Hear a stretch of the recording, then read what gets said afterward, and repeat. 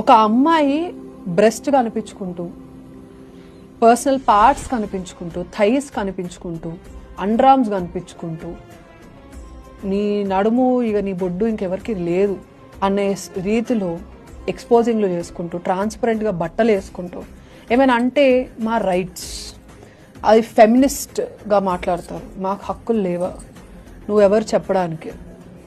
చూపించుకో, చూపించుకో. ఎవడు పాడైపోతుంది? అప్పట్లో అన్నయ్య నువ్వు అంటున్నావు ఇలా కూడా కాదు, ముసుగు వేసుకునేవాళ్ళు. నువ్వు రేపు పెళ్లి చేసుకున్న తర్వాత నీ మొగుడికి నువ్వు ఏమిస్తున్నావు ఇంకా?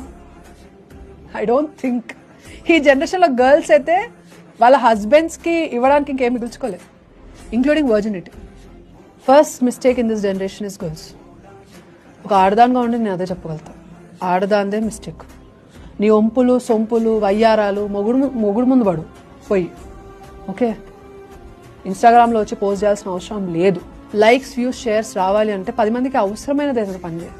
ఆడవాళ్ళు ఎప్పుడు వరకైతే గడప లోపల ఉండండి అని నేను అన్నాను, నేను కూడా అలాంటి పర్సనాలిటీ కాదు.